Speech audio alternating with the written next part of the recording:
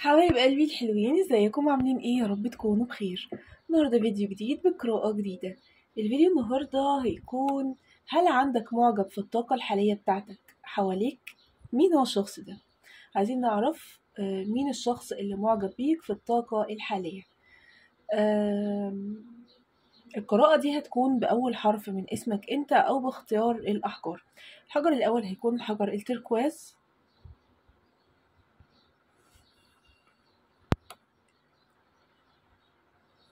الحجر التاني هيكون الحجر الأصفر.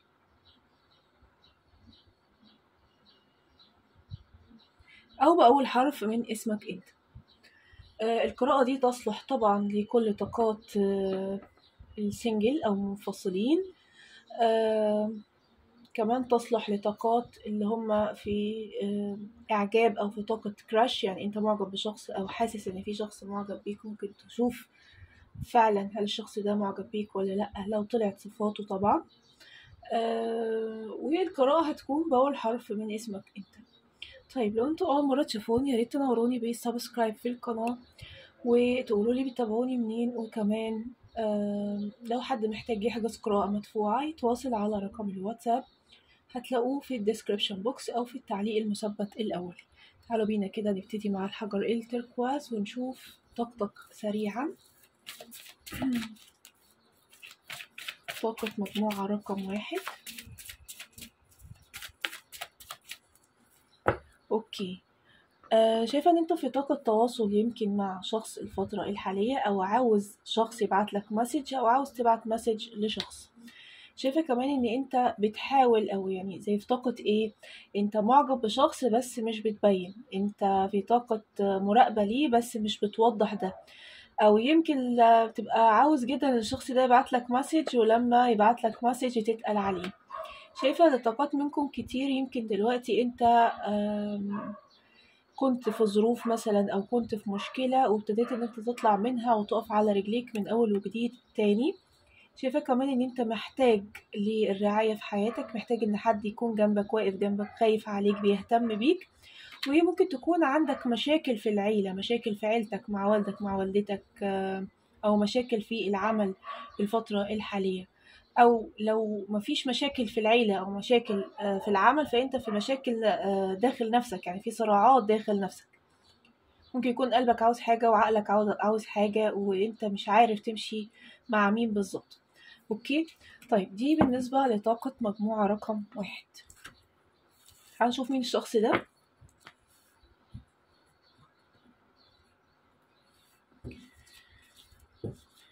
يا ترى مين هو الشخص ده؟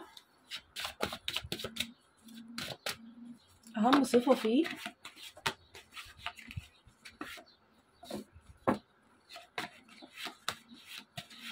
اوكي. أهم صفة فيه.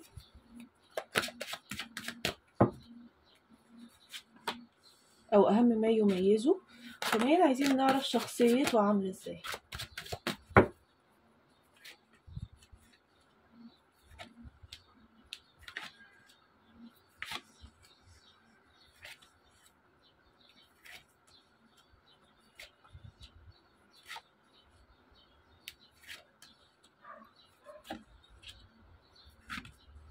طيب، أهم ما يميز هذا الشخص. آه بصراحة الشخص المعجب بيك شخص يعني غامض جدا وما بيبانش عليه أي حاجة. يعني ممكن يكون في حد فعلا في محيطك معجب بيك وانت ولا تعرف خالص، ولا داري ان هو معجب بيك بسبب انه ما بيبينش. كمان الشخص ده شخص يعني متدين، يعني قريب من ربنا، او بيخاف جدا. بيعمل كل حاجة صح، بيبقى خايف دايما من ربنا، او دايما بيبقى شايف ربنا رقيب عليه، يعني بيبقى مهتم جدا من الموضوع ده وخايف. يعني مش هتلاقيه بيعمل حاجة غلط الشخص ده، او بيعمل حاجة حرام. اوكي. كمان الشخص ده ممكن يكون من الناس المحتفظة بمشاعرها جدا جدا، أو مش ممكن، هو من الناس المحتفظة بمشاعرها جدا ومحتفظة بكل اللي بيحصل جواها لنفسها. مش من الناس اللي بتعرف مثلا حد أو تتعرف عليه تعجب بيه تروح بقى قايلة لده ولده ولده، لأ. هو بيبقى لنفسه فقط، محدش يعرف عنه حاجة، خصوصا في حتة الإعجاب دي. طيب، يبقى أهم ما يميز هذا الشخص أو أنت تعرفه منين، ممكن تلاقيه كتوم، ما بيتكلمش كتير، ما بيعبرش أو اللي جواه ما بيبانش على ملامحه. أوكي. كمان هتلاقيه شخص كده في حاله محترم، يعني سواء رجل أو امرأة. طيب شخصيته عاملة ازاي؟ الشخص ده شخص عملي جدا وبيحب شغله بطريقة كبيرة قوي قوي قوي قوي. كمان هتلاقيه من الناس اللي بتحب تهتم بالناس اللي معاها. يعني ايه؟ يعني هتلاقيه مهتم بأهله قوي الشخص ده. هتلاقيه بيحب أهله قوي وبيحب يساعدهم، هتلاقيه بيحب يساعد صحابه. أي حد يطلب منه مساعدة هو معاه على طول. الشخص ده احتمال جدا يكون من برج الأسد. آه كمان ممكن يكون من طاقة ترابية، وكمان عندي برج الجوزاء. اوكي. طيب كمان الشخص ده ساحر بطبعه. يعني ايه؟ يعني شفتوا الناس بتبقى عندها كاريزما كده؟ هو عنده كاريزما، الناس بتنجذب إليه من كلامه، من وقاره، من عقله. هو شخص عاقل جدا وشخص مفكر من الدرجة الأولى. الشخص ده ممكن يكون بيشتغل حاجة ليها علاقة آه، بالأموال. يعني إيه؟ يعني ممكن يكون محاسب مثلا، بيشتغل في بنك، أو محاسب في أي شركة، أو شغال في البورصة، أو شغال في أي تعاملات مادية أو مالية. أوكي. كمان الشخص ده ممكن يكون شغال ضابط، أو ليه علاقة بسيادة. يعني إيه؟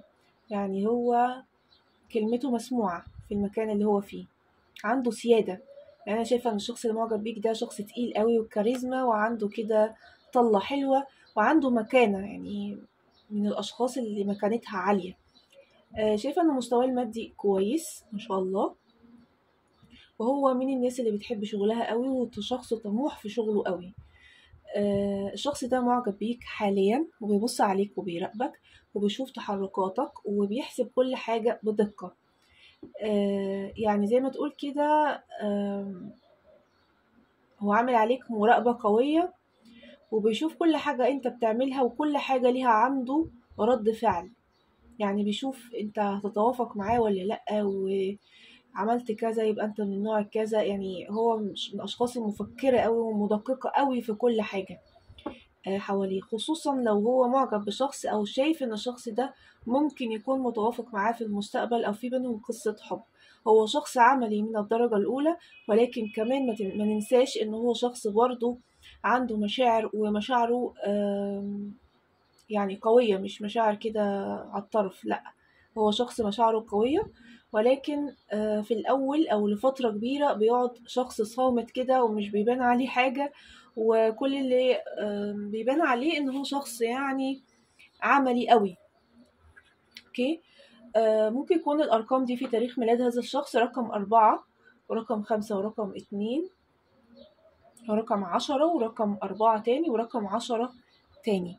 طيب تعالوا نشوف مجموعة رقم 2 أخبارها إيه.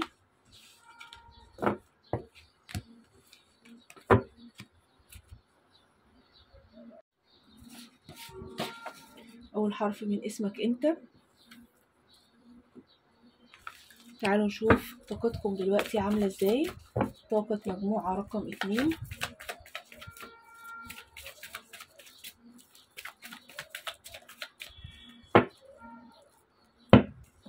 انت في طاقة سيطرة وتفكير قوية جدا، ولو كنت بتعاني من مشاكل نفسية أو من مشاكل جسدية في الفترة اللي فاتت، فانت ما شاء الله في مرحلة استشفاء قوية. يمكن مهتم بشغلك ومش مهتم بعملك الفترة دي، وبتفكر في العمل. حاسس ان انت متكتف، او حاسس ان انت في حاجة كده ربطاك أو ماسكاك ومش عارف تاخد خطوة في حاجة. زائد إنك بتراقب شخص في الفترة الحالية، ممكن تكون أنت من برج القوس أو من برج السرطان، وممكن يكون الشخص اللي بتراقبه ده بعيد عنك في المسافة، أو بقالك فترة كبيرة ما شفتهوش أو ما تعرفش عنه حاجة. فبتحاول إنك تراقب مثلا السوشيال ميديا بتاعته وتعرف هو أخباره إيه وبيعمل إيه دلوقتي. بس لو انت كنت بتعاني من اي مرض روحي، او من طاقات سلبية، او نفسيتك ما كانتش كويسة، او كان عندك اوجاع في جسدك الفترة اللي فاتت، او كنت بتشتكي من مرض معين، ففي استشفاء قوي ما شاء الله لمجموعة رقم 2 في الطريق، او انت ابتديت خلاص في طاقة الاستشفاء دي. اوكي.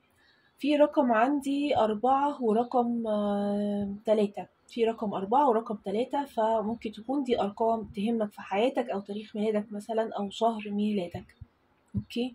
طيب تعالوا نشوف الشخص. أهم ما يميز الشخص المعجب بمجموعة رقم 2.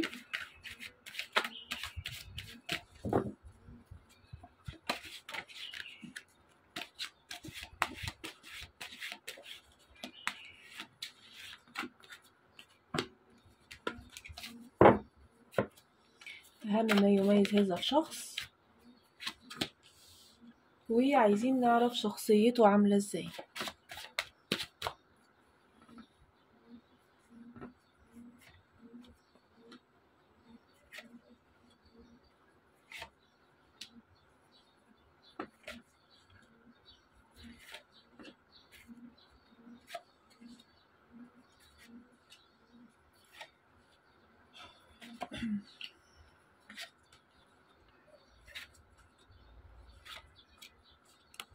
أهم ما يميزه برضو غامض.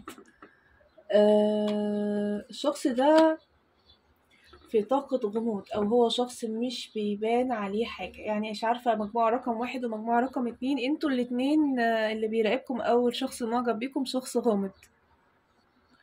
يبقى أهم ما يميزه إن هو شخص غامض، على طول بتعمل علامات استفهام عليه. كمان شايفة إن هو عنده عائق بيمنعه من فعل شيء. يعني شخص يمكن دلوقتي زي ما تقولوا كده متكتف أو عاوز يعمل حاجة أو نفسه إن هو يعمل حاجة، بس في عائق بيمنعه إنه يعمل الحاجة دي، أو دلوقتي مش هيقدر إن هو يكون حر في اختيار مثلا حاجة في حياته. ليه؟ لأنه متكتف. طيب، على فكرة الشخص ده اللي بيخش في حياته آه، بيجيله زي نوع من أنواع الوفرة، بيجيله نوع من أنواع الراحة النفسية. يعني هو شخص مريح جدا نفسيا، وبتحسي جنبه أو معاه إن حياتك حلوة. تمام. الشخص ده ممكن يكون جدا من برج الثور أو من برج الجوزاء، آه، أو من برج الميزان. اوكي. لو هو رجل هتلاقي إن الشخص ده كده عاقل ورزين ووقور، وبياخد الخطوة وهو دارسها كويس قوي. اوكي.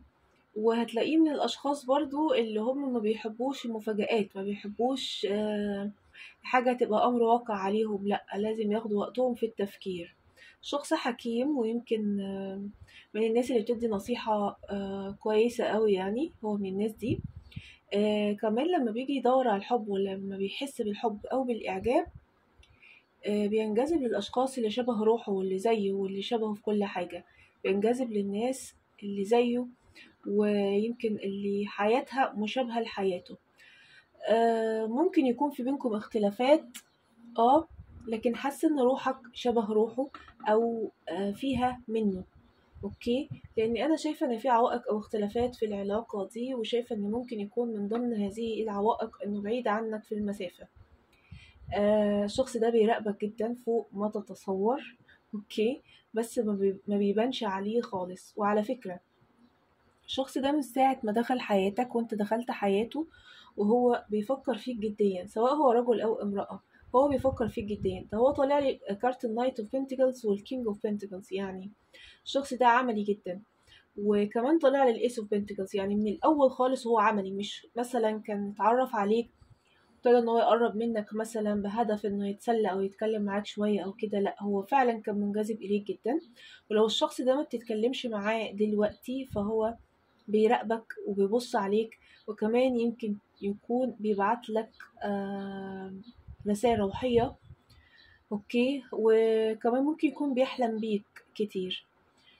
الشخص ده بيحب أهله جدا جدا جدا، وممكن كمان يكون مسؤول عليهم ماديا، مسؤول عنهم ماديا. طيب الشخص ده ممكن يكون شغال ايه مثلا؟ شايفة ان هو شغال في حتة بعيدة، او بيسافر كتير، او شغله بيتعلق بالسفر والانتقالات، او شغله بيتعلق بالسوشيال ميديا، الانترنت، يعني اي حاجة فيها هوا. آم، كمان ممكن يكون الشخص ده شغال مدرس. بيعلم الناس حاجة، الشخص ده معلم. اوكي، مهما كان سنه، يعني حتى لو صغير فهو بيعلم الناس حاجة او بيدي الناس نصيحة من خلال العمل بتاعه ده، او استشارة مثلا. يعني ممكن يكون محامي او ممكن يكون مدرس، على ما اعتقد ان هذا الشخص يعني مدرس. عندي رقم 7 وعندي رقم 9 وعندي رقم 1 و3 ورقم 3 تاني، ممكن يكونوا الأرقام دي في تاريخ ميلاده. طيب، يبقى الشخص ده معجب بمجموعة رقم 2، ولكن في بينهم عوائق أو عائق في الوقت الحالي بيمنع وصوله إليهم. والشخص ده من أول ما شافك وهو بيفكر فيك تكون جزء من حياته رسمي، مش تكون شخص يعرفك وخلاص. اوكي، الشخص ده ارتاح لك قوي. قلت لكم عندي برج الميزان وبرج الثور وبرج الجوزاء. طيب، انا كده خلصت القراءة النهاردة. يا رب تكون القراءة عجبتكم وانطبقت عليكم. ما تنسوش اللايك والسبسكرايب، ولو اول مرة تشوفوني تقولوا لي انتوا بتشوفوني او بتتابعوني منين. كمان لو حد محتاج يحجز قراءة مدفوعة يتواصل على رقم الواتساب، هتلاقوه دايما عندكم في الديسكريبشن بوكس او في التعليق المثبت الاول. شكرا ليكم، باي باي.